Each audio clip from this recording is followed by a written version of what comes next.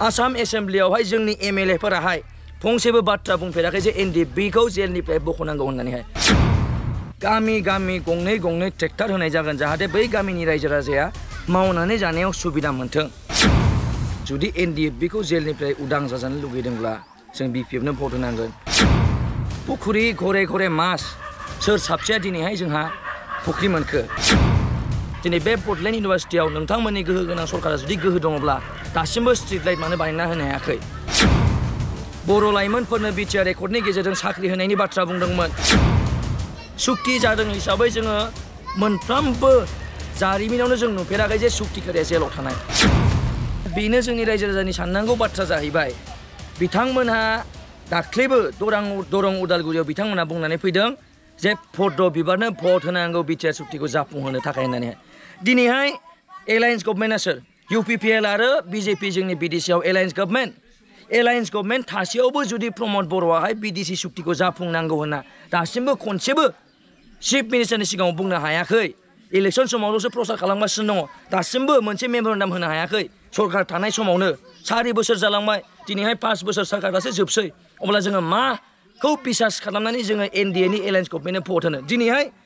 जेब्ला सुक्ति खालामदोंमोन बिजेपि सरकार थानाय समावथ' जों सुक्ति खालामदों नङा होमबा दिनै बिजेपिया मिथिखागौ जे बिटिआर सुक्ति जादों एनडिए जेलाव दङ बेखौ बख'नांगौ होननानैहाय नाथाय मोनसेबो आगान सुरनाय जोंनि स्टेट गभर्नमेन्ट जोंनि बिटिसि गभर्नमेन्ट जोंनि माने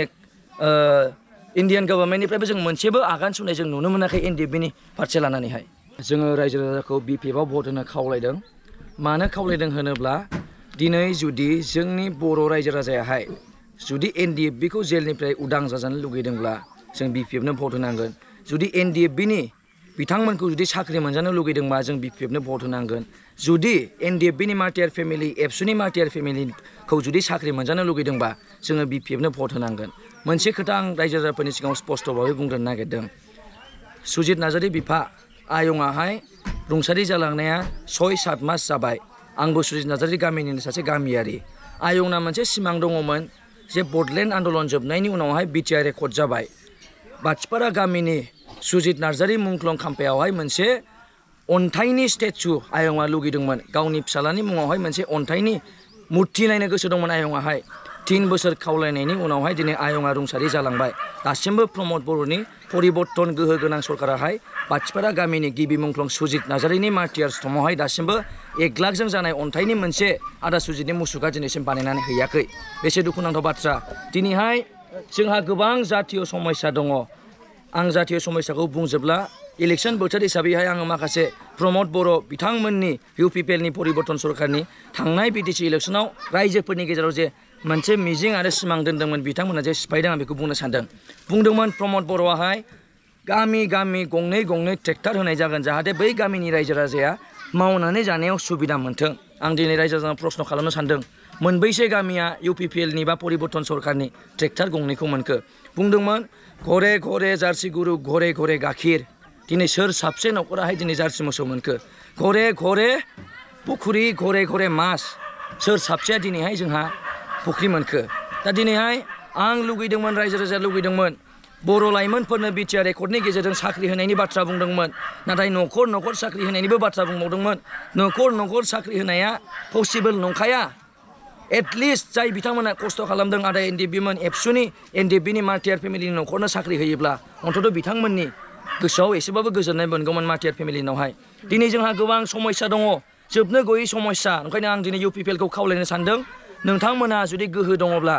एनडिएफबिखौ जेलनिफ्राय गह' नोंथांमोननि परिबर्तन सरकारा गोहो दङब्ला एनडिएफबिनि मार्टियार फेमिलि एबसुनि मार्टियार फेमिलि बिथांमोननो साख्रि हो नोंथांमोना जुदि गोहो दङब्ला बडलेण्ड इउनिभारसिटिखौ हाग्रामा महिलारि साराहाय जोंनि रायजो राजानि जाहाथे जों बिटिसि ओनसोलनि स्टुडेन्टफ्रा खम फैसाजोंनो जाहाथे इउनिभारसिटियाव फरायनो हाथों होनना बडलेण्ड इउनिभारसिटि लुदोंमोन दिनै बे बडलेण्ड इउनिभारसिटियाव नोंथांमोननि गोहो गोनां सरकारा जुदि गोहो दङब्ला दासिमबो स्ट्रीट लाइट मानो बानायना होनो हायाखै गोबां समस्या दङ जोंहा दिनै एनडिएफबिआ जेलनिफ्राय माबोरै गगोन बेखौ जोंनि वेल इडुकेटेड पार्सनफ्रा मिथिगौ सुक्ति जादों हिसाबै जोङो मोनफ्रोमबो जारिमिनावनो जों नुफेराखै जे सुक्तिकारिया जेलाव थानाय नाथाय जोंनि एनडिएफबिनि सुक्तिकारिया दासिमबो जेलाव दङ दिनैहाय जोंनि बिटिसिआवहाय जोबनो गैयै हम मिनिस्टार फैयो एखम्बा राजनाथ सिं फैयो अमित शाह फैयो चिफ मिनिस्टार खनले मिटिं खालामनो फैबाय थायो नाथाय जोंनि बर' हारिनि सिनस्रि आफाद दुलाराय बर' फरायसा आफादनिफ्राय जोङो दाबो खनसेबो मोनसे मेम'रेन्डाम होनाय नुवाखै बिथांमोना बिटिआर सुक्तिखौहाय रेसपेक्ट खालामनानै जाहाथे नोंथांमोना एनडिएफबिखौ जेलनिफ्राय रेहाय खालामनांगौ केसखौ फोजोबनांगौ होनना दासिमबो जोङो मोनसेबो मेम'रेन्डाम होनाय नुवाखै अब्ला जों मा बुजिगोन जुदि बिथांमोना जातिनि थाखाय साननाय दङब्ला अन्तत बिथांमोननि थाखायथ' एबसुआ दिनै फंसे बाथ्राबाबो बुंसिगौमोन प्रमद बर'आबो दासिमबो जोंनि काउन्सिलावहाय मोनसेबो रिजलुसन लानानै स्टेटनो हरफेराखै जे नोंथांमोनहा एनडिएफबिनि बारै सावरायनांसिगौ बा एनडिएफबिखौ जेलनिफ्राय बख'नांसिगौ दिनैसिमबो जोंनि आसाम एसेम्ब्लियावहाय जोंनि एमएलएफोराहाय फंसेबो बाथ्रा बुंफेराखै जे एनडिएफबिखौ जेलनिफ्राय बख'नांगौ होननानैहाय ओंखायनो जोंहा दुखुनांथाव बाथ्रा इउपिपिएलनि जाय लिडार बिथांमोन दङ दासिमबो बिथांमोननि मेगना दासिमबो मेसेबनानै दङ प्रब्लेमखौ नुनानै मोन्थिनानैबो बिथांमोना बे प्रब्लेमनि सलिउसनखौ बिथांमोना होनो गोसो गैया।